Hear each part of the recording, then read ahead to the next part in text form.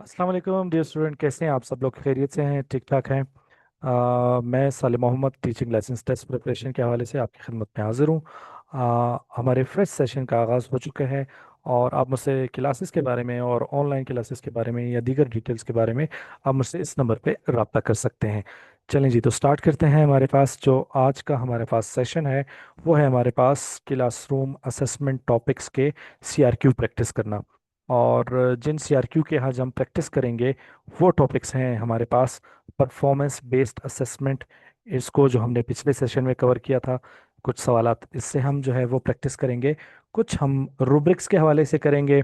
और जो हमारे पास जो पोर्टफोलियो असेसमेंट था, इससे भी हम सवाल की प्रैक्टिस करेंगे। और जो अभी हमने जो सेशन डिस्कस किया टीचर में टेस्ट, इसमें भी हम डिस्कस करेंगे।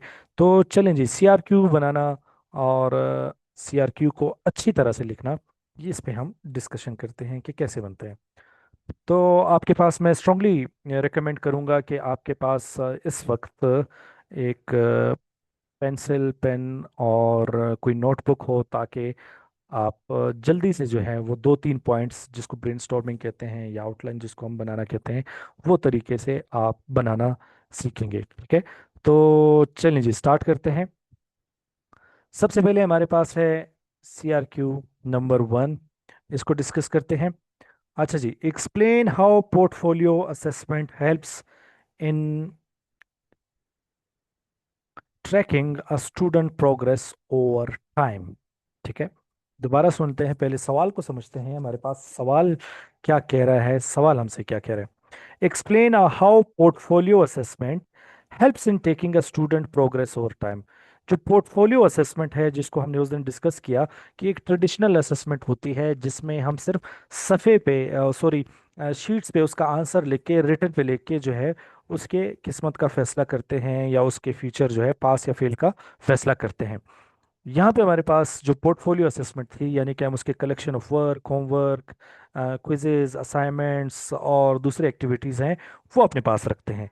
तो यहाँ पे वो पूछा जा रहा है कि ये कैसे मदद करता है स्टूडेंट के प्रोग्रेस वक्त के साथ साथ, कैसे आप जो है ये जो है मालूम कर सकते हैं।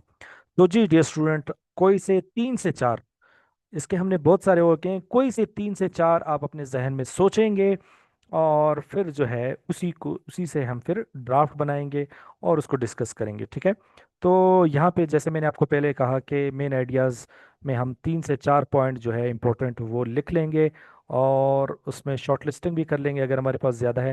तो आपका पास जब ये टेस्ट होगा तो आपके पास लास्ट में एक वाइट पेज का जो है वो दिया गया होगा पोर्शन, वहाँ पे आप ये चीज़ें लिख सकते हैं। ठीक है, और फिर वहाँ पे लिखने के बाद फिर यहाँ पे आप जो है वो सीआरक्यू अटेम्प्ट करेंगे। चलें जी, तो मेन आइडियाज़ और कंसेप्ट आते हैं, उसको डिस्कस करते हैं। तो जो मेरे जहन में है, अगर मैं ये सीआरक्यू करूँ तो मैं ये कहूँगा कि सबसे पहले मैं थोड़ा सा एक्सप्लेन कर लूँगा कि ये collection of assessment, collection of assignments और टास्क हैं। फिर उसके बाद मैं लिखूँगा कि टीचर के लिए बड़ा हेल्पफुल है, ओल्ड और न्यू वर्क का कंपैरिजन होता है, और वीक एरियाज की जो है वो निशानदेही होती है, और इसके साथ साथ ये सेल्फ असेसमेंट टूल भी है स्टूडेंट के लिए कि वो देखे कि मैंने मई में किस तरह किया था, जून में किस तरह किया, और अब जुलाई शुरू है तो अब जो है मेरी परफॉर्मेंस कैसी है। ठीक है, तो इस तरह जो है आप 3 से 4 पॉइंट लिख लेंगे और फिर उसको जो है उसी से हम सवाल बनाएंगे। ठीक है, तो चलें जी स्टार्ट करते हैं। अब है हमारे पास ये सीआरक्यू जो आया है, इसको देखते हैं। अच्छा जी, तो हम लिखेंगे portfolio assessment shows a collection of student work over a long period. थोड़ा सा हमने ये जो पोर्टफोलियो असेसमेंट मांगा गया है, बजाय कि हम वो स्टार्ट करें एक लाइन में, चले हम इसको जो है वो बता देंगे कि पोर्टफोलियो असेसमेंट जो है वो क्या है। अच्छा जी, आगे चलते हैं। अब जो है जिसमें हमारे पास लफ्ज एक्सप्लेन हुआ है, जो हमसे रीज़न पूछा जा रहा है, किस चीज़ का रीज़न, कि स्टूडेंट की जो प्रोग्रेस है वो कैसे जो है वो ट्रैक करते हैं, उसके बारे में हम लिखेंगे। अच्छा जी, तो इसमें हम मैं बताएगा, it helps teacher to student see improvement step by step, old and new work can be compared easily, its highlight strength and area that need improvement, student can also understand the own learning better, this makes learning more meaningful and continuous. अब देखें कि इसमें आप अगर गौर करें, मैंने वही तमाम पॉइंट्स को यहाँ पे यकजा किया जो मैंने पहले डिस्कस किए। ये देखें, कलेक्शन ऑफ असाइनमेंट्स मैंने पहले लिखी, उसके बाद लिखा कि भाई ये टीचर के लिए बड़ा मददगार है, उसके बाद मैंने लिखा कि भाई ओल्ड और न्यू वर्क का कंपैरिजन कर सकते हैं, वीक एरियाज आइडेंटिफिकेशन हो सकती है, और स्टूडेंट के लिए सेल्फ असेसमेंट भी हो सकती है। अब देखें यहाँ पे वही तमाम पॉइंट्स जिसमें मैंने डिस्कस किया, वो यहाँ पे आपको मिलेंगे। ठीक है, यहाँ पे आपको मिलेंगे। ठीक है, ये पॉइंट्स थे जिसको मैंने डिस्कस किया, और ये पॉइंट आपको यहाँ पे फिर इस तरह जो है एडजस्ट कर सकते हैं। इस तरह डियर स्टूडेंट कि आप एक जो CRQ है उसको आप बेहतरीन तौर पर इस तरह अप्लाई कर सकते हैं। याद रखें कि आपने वो ट्रेडिशनल तरीका नहीं करना, वो जो स्टूडेंट जो है वो फंस जाते हैं कि वो क्या करते हैं, सवाल को देखते हैं और शुरू करते हैं, दूसरी लाइन में आते हैं कि अब तो मुझे क्या लिखना होगा, या फिर जो है 4-5 लाइनें लिख लेते हैं और फिर बाद में पता लगता है कि जो मैंने पहली लाइन में लिखना था, अब वो आइडिया तो मुझे छोटे पांचवें लाइन में जो है, अब वो आइडिया जो है मेरे जहन में आ रहा है, लेकिन यहाँ पे तो स्पेस ही नहीं है, या सवाल बहुत ज़्यादा जो है वो लंबा हो जाएगा। तो इस तरह गलतियाँ जो है वो आपने नहीं करनी। तो इसी तरह जो मेरे तरीके हुए, तरीके से जो है आपने चलना होगा, जैसे ये था। ठीक है, क्लियर हो गया। चलें जी, अब हम चलते हैं CRQ नंबर 2 पे चलते हैं।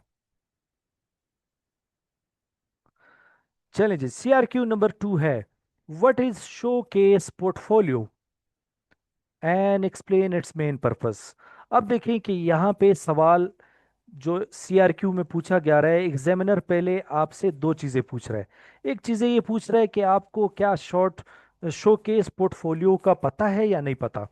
अगर पता है तो फिर उसके कुछ मकासद लिखें।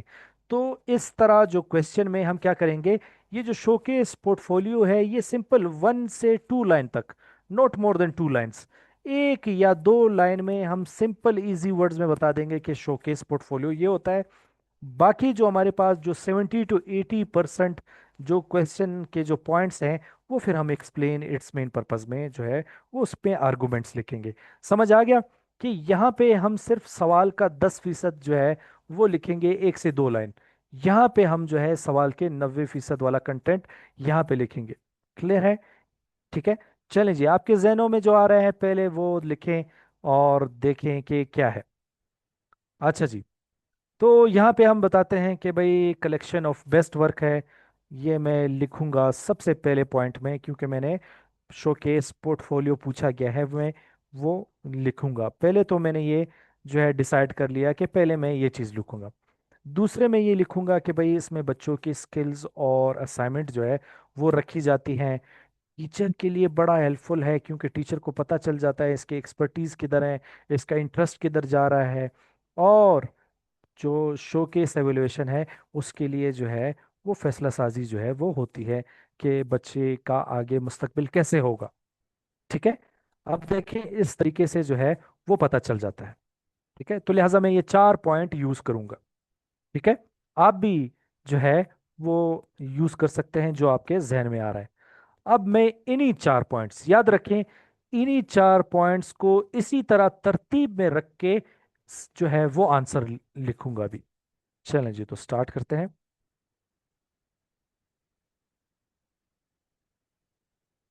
अब देखिए, यहाँ पे मैंने जो ब्लू पोर्शन है वो मैंने यहाँ पे लिखा है कि ये सिर्फ शोकेस पोर्टफोलियो पूछ रहा है।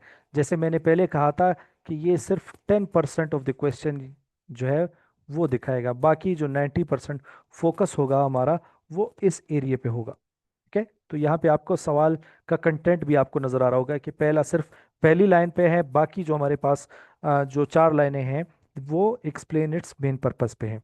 चलिए जी, तो मैं पहले लाइन में बता दूंगा, a showcase portfolio is a collection of a student best work.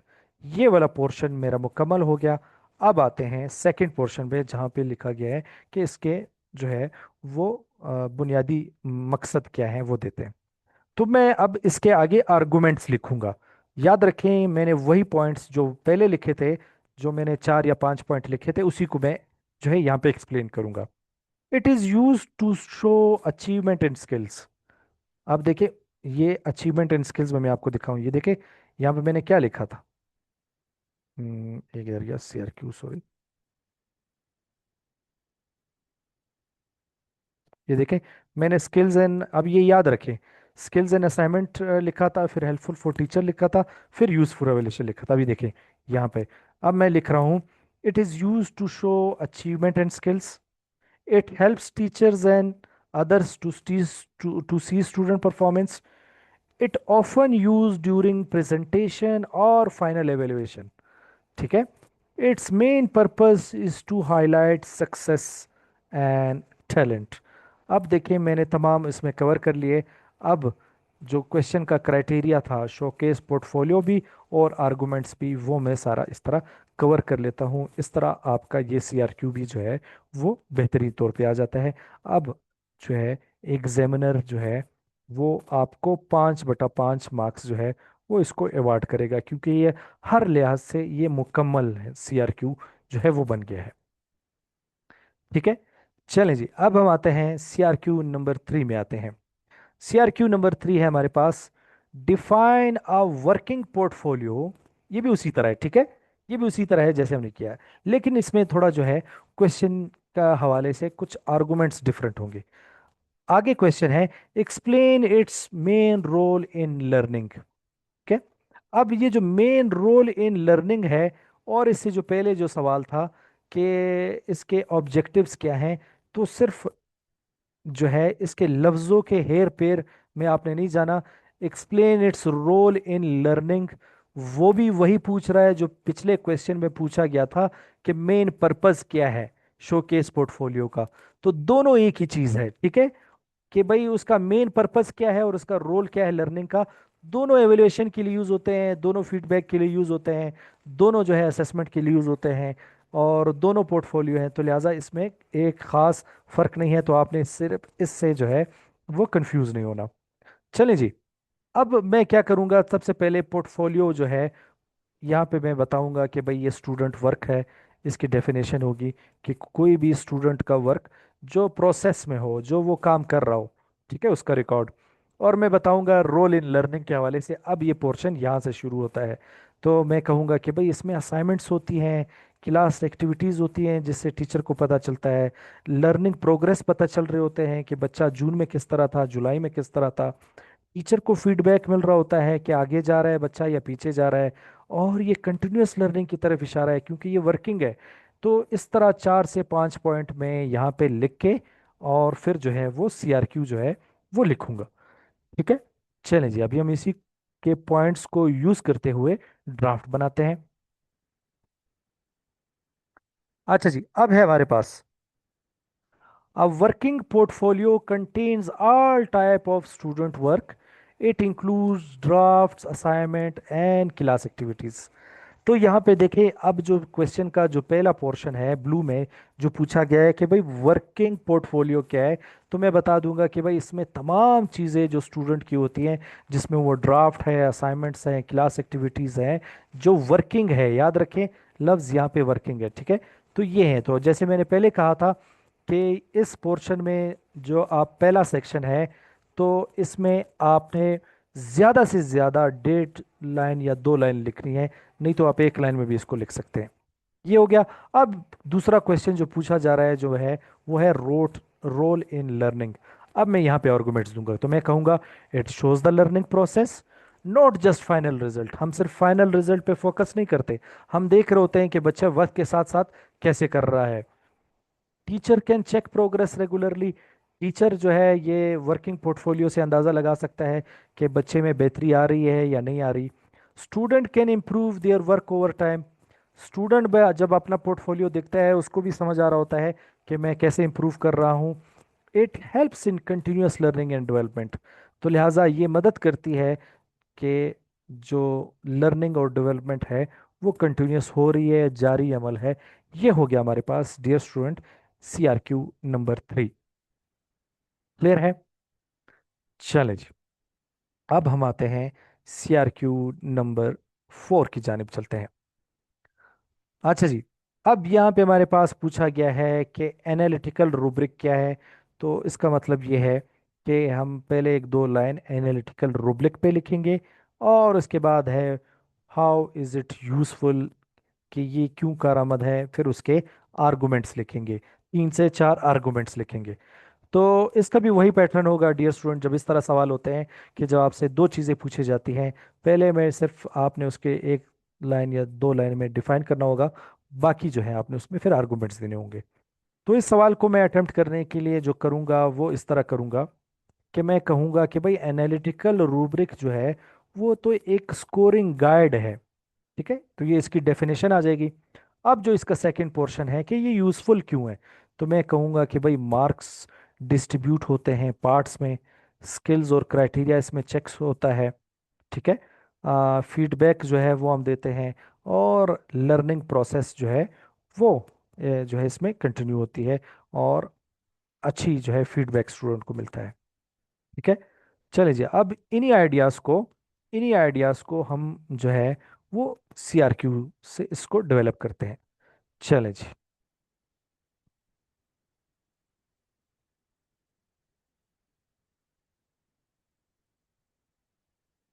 ये आ गया हमारे पास।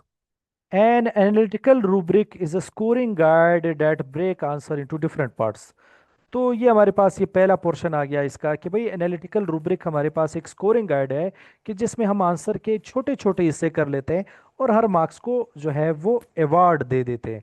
यानी कि भाई अगर बच्चा जो है वो डिफिनेशन लिखेगा तो उसके 2 मार्क्स हैं, अगर उसकी एक्सप्लेनेशन लिखेगा तो 2 मार्क्स है, डायग्राम बनाएगा तो 1 मार्क्स है। ठीक है, इस तरह हम एनालिटिकल रूब्रिक हमारे पास याद है, हमने जो पढ़ा था उसमें हमने ये चीज़ देखी थी। ठीक है, अब हमारे पास जो सवाल है हाउ इज इट यूजफुल, अब इस पे डिस्कस करते हैं। हम कहेंगे कि भाई ये इसलिए ज़्यादा ज़रूरी है कि each part is given a separate score. ये इसलिए ज़रूरी है कि हर पार्ट के अलग अलग नंबर देते हैं। मिसाल के तौर पे डेफिनेशन है, डेफिनेशन के हमने 2 नंबर दे दिए। ठीक है, उसके बाद जो है बच्चा एक्सप्लेन करेगा, तो उसके लिए हमने बच्चे को 2 नंबर दे दिए, और 1 नंबर जो है उसने डायग्राम जो है वो बना लिया, तो 1 नंबर दे दिया। अब देखें ये 3 हिस्सों में हमने जो है अलग अलग लिख लिए। तो इस तरह जो है हम ये कहेंगे कि भाई एक तो ये है कि each part is given a separate score. ठीक है, it helps teacher takes special skills clearly. यहाँ पे टीचर को ये भी पता चल जाएगा कि बच्चे की डेफिनेशन जो है वो तो सही है, लेकिन एक्सप्लेनेशन में आके जो है काम खराब हो जाता है। या अगर एक और बच्चा है कि भाई एक्सप्लेनेशन भी सही है और डेफिनेशन भी सही है, लेकिन जब बात आती है डायग्राम की, तो वो डायग्राम सही तौर पे नहीं बना सकता, लेबल नहीं कर सकता, चीज़ों की शिनाख्त नहीं कर सकता, ये चीज़ पता चल सकती है। Student gate detail feedback on each area. जब ये पेपर चेक होगा, जब स्टूडेंट के पास जाएगा, तो स्टूडेंट को डिटेल फीडबैक मिलता है कि भाई आपके जो 1 नंबर काटा गया है वो आपने डायग्राम नहीं बनाया, आपके जो 2 नंबर काटे गए हैं वो इसलिए नहीं बनाए गए कि आपने इसमें मिसाल नहीं दी। ठीक है, आपने आपका जो 1 नंबर काटा गया है ये इसलिए नहीं काटा गया कि आपने कंक्लूजन नहीं लिखा था। ठीक है, इस तरह चीज़ें जो है वो स्टूडेंट को फीडबैक मिलती है। It improves learning, it improves learning and understanding. तो इस वजह से ये बच्चे के जो है वो इम्प्रूव होती है। अच्छा जी, अब आते हैं हमारे पास CRQ नंबर 5 पे आते हैं। अब अगर हमारे पास है what are the disadvantages of teacher made test. चलें जी, अब आप पॉइंट लिखें। ये तो हमने बिल्कुल लास्ट स्लाइड थी जो पहले सेशन में जो हमने डिस्कस की, कि जो टीचर मेड टेस्ट होता है, जो टीचर खुद बनाता है, उसके डिसएडवांटेजेस क्या हैं, जो हमने अभी पहले सेशन के लास्ट स्लाइड में पढ़ा था कि टीचर मेड टेस्ट के डिसएडवांटेजेस कौन से होते हैं, वो आप मुझे बताएंगे। चलें लिखें, कोई 3 से 4 लिखें, आपको याद आ रहे हैं या नहीं याद आ रहे?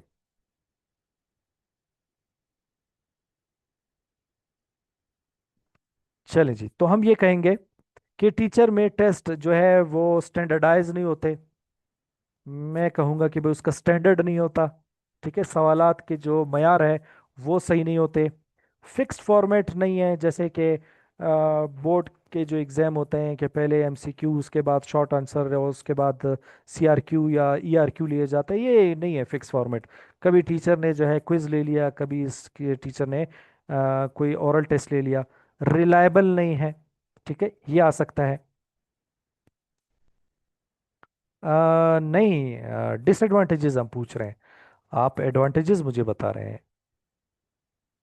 ठीक है, चलें जी। अब आते हैं, ये जो है पॉइंट मेरे जहन में आए, मैंने इन चारों को फोकस किया। अब मैं इन्हीं चारों को कर रहा हूँ। आपके जहन में अगर बाकी चार आते हैं, कोई और 3 से 4 पॉइंट आते हैं, आप उसमें भी आंसर बना सकते हैं। तो मैंने इनको जहन में रख के जो है वो सवाल बनाया। तो अब मैं कहूँगा, इसी को लिखूंगा। टीचर में test are not standardize test. भाई ये मयार के मुताबिक टेस्ट नहीं होते। Number 1, they are prepared by individual teacher for their own classes. हर टीचर अपने अपने लिए अलग बनाता है। जो सबसे बड़ी इसकी खामी ये है कि स्टैंडर्डाइज नहीं है, मयारी नहीं है। दूसरा, हर टीचर अपने क्लास के मुताबिक खुद बनाता है। ठीक है, तो ना वो प्रिंसिपल चेक कर सकता है, ना हेडमास्टर को पता होता है, ना बोर्ड वालों को पता होता है। तो ये एक दूसरा ये हो गया। तीसरा हम कहेंगे, टीचर में use different methods and question styles. भाई एक टीचर डिस्कशन मेथड इस्तेमाल कर रहा है, एक टीचर जो है वो जो है थिंक पेयर शेयर की मदद से जो है वो टेस्ट ले रहा है, और एक टीचर जो है ओरल टेस्ट ले रहा है। ठीक है, अच्छा जी, आगे लिखते हैं, there are no fix pattern और uniform system for this test.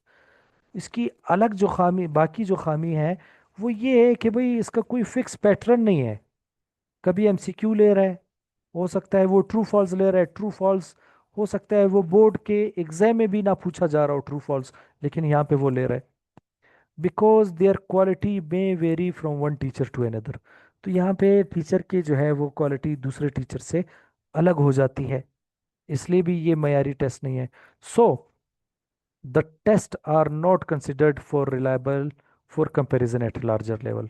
तो लिहाजा जब इस तरह टेस्ट लिए जाते हैं, तो इसका कंपैरिजन लार्जर लेवल, किसी और स्कूल से मुवाजना इसका नहीं हो सकता, किसी और सेक्शन से इसका मुवाजना नहीं हो सकता, किसी और डिस्ट्रिक्ट से इसका मुवाजना नहीं हो सकता। तो लिहाजा ये टीचर टेस्ट के जो है वो डिसएडवांटेजेस थे जो हमने डिस्कस किए। याद रखिए, ये हमने नेगेटिव पहलू थे जो हमने डिस्कस किए। ये तो थे हमारे पास डियर एस्पिरेंट्स सीआरक्यू, जिसको हमने किए और डिस्कस किए। अब बारी आती है आपके सैटरडे संडे के टास्क की। अब ये मैं आपको परफॉर्मेंस शेयर कर दूंगा। आपने इन 4 क्वेश्चन को उस परफॉर्मे पे अटेम्प्ट करके, या फिर जो है आपने पीडीएफ में बना के मुझे जो है वो भिजवा देने हैं। एक रजिस्टर पे लिख के, एक वाइट पेज पे लिख के आपने मुझसे भिजवा देने हैं। मैं एवेलुएट करके आपको फीडबैक दे दूंगा कि आपके पर एमसीक्यू 5 मार्क्स का होगा, और उसमें से आपको कितने अवार्ड जो है वो अवार्ड किए हैं मैंने, और उसमें मिस्टेक्स क्या है, आया कंटेंट की है, कंसेप्ट की है, स्पेलिंग्स की है, पंक्चुएशन की है, किस चीज़ की है, उसमें भी मैं आपके जो है रहनुमाई करूंगा। ठीक है, तो यहाँ पे आते हैं। अच्छा जी, तो पहला सवाल है, discuss the advantages of teacher made test. अब जो मैंने पहले जो सवाल आपको हल करके दिया वो था डिसएडवांटेजेस। तो उसी पैटर्न पे आप इसी तरह लिखेंगे, उसी का साइज भी उतना रखेंगे, उसका लेंथ भी उतना रखेंगे, सिर्फ आपने उसकी तारीफ करनी होगी। ठीक है, ताकि मैं आपको सवाल समझा दूं, ताकि आपको पता पहले से हो। अच्छा जी, differentiate between norm reference and criterion reference test. तो यहाँ पे आप क्या करेंगे कि हम अगर 6 लाइनों का या 7 लाइनों का जो है वो सीआरक्यू लिख रहे हैं, तो आपने 3.5 लाइन्स में कोशिश करनी है नॉर्म रेफरेंस टेस्ट को जस्टिफाई करें, और जो है क्राइटेरियन रेफरेंस टेस्ट को भी 3.5 लाइन्स में इसको जस्टिफाई करें। ठीक है, ये कम भी हो सकता है, 5 लाइनों में भी आप कर सकते हैं। अच्छा जी, difference between holistic and analytical rubric. Holistic और एनालिटिकल रूब्रिक के बारे में भी आपने जो है इसी तरह पैटर्न अप्लाई करना है जैसे ऊपर वाला है, 5 से 6 लाइनों में आपने इसका करना है। ठीक है, तो यहाँ पे मैं बता दूं, होलिस्टिक रूब्रिक ये है कि टीचर पूरे सवाल को पढ़ लेता है, बाद में जो है एक नंबर सोच के जो है आपको अवार्ड देता है कि इसके 8 नंबर बन गए, 7 बन गए, इस तरह करता है। एनालिटिकल रूब्रिक क्या होता है कि एनालिटिकल रूब्रिक में सवाल के हर हिस्से में, हर हिस्से को जो है वो मार्क्स दिए जाते हैं, कि डेफिनेशन के 1 मार्क्स हैं, 2 मार्क्स एक्सप्लेनेशन के हैं, 2 मार्क्स जो है एग्जाम्पल के हैं, 1 मार्क्स जो है वो डायग्राम का है। तो इस तरह एनालिटिकल रूब्रिक ये होता है। होलिस्टिक रूब्रिक क्या है, पूरा सवाल पढ़ के फिर अवार्ड करते हैं कि ये 7 नंबर है। अच्छा जी, फिर हमारे पास differentiate between working portfolio and showcase portfolio. ये दोनों जो है वो CRQ जो है मैंने आप लोगों को अपने इसी सेशन में जो है करके दिए हैं। तो उसमें तो हमारे पास अलग अलग था। यहाँ पे अभी आपके पास चैलेंज ये है कि शो कॉज और वर्किंग को आपने एक साथ लिखना है, और ये आपने जो है 5 नंबर के हिसाब से CRQ लिखना है। और इसको फिर आपने मुझे जो है, मैं आपको PDF भेज दूंगा, अगर किसी के पास प्रिंट फैसिलिटी है उसको प्रिंट करें और उस पर लिखें। तो एक तो ये है कि वो एक अच्छा स्टैंडर्ड वाला काम हो जाएगा, मेरे लिए भी आसान होगा, क्योंकि लाइंस उसमें जो है वो सब कुछ बने होगा। और अगर नहीं है तो आप इन्हीं को जो है एक पेपर पे लिखें और मुझे PDF में भिजवा दें। मैं आपको एवेलेट कर दूंगा, तो इस नंबर पे आप मुझे भिजवाएंगे और मैं आपको फिर रेनुमाई करूंगा। ये तो था डियर स्टूडेंट आज का हमारा सेशन। इस हवाले से आप हमारा यूट्यूब चैनल भी ज्वाइन कर सकते हैं। हमारा जो education and pedagogy by Saleh Mohammad के नाम से जो यूट्यूब चैनल होगा, उसमें आपको बेशबहा एजुकेशन के कंटेंट यहाँ पे आपको मिल जाएंगे। तो आपसे इजाज़त लेना चाहूँगा। कोई भी क्वेश्चन, कोई भी सवाल हो तो आप मुझसे इस नंबर पे रब्ता कर सकते हैं। तो आज के लिए इतना ही, फिर इंशाल्लाह आप लोगों से मुलाकात होती है।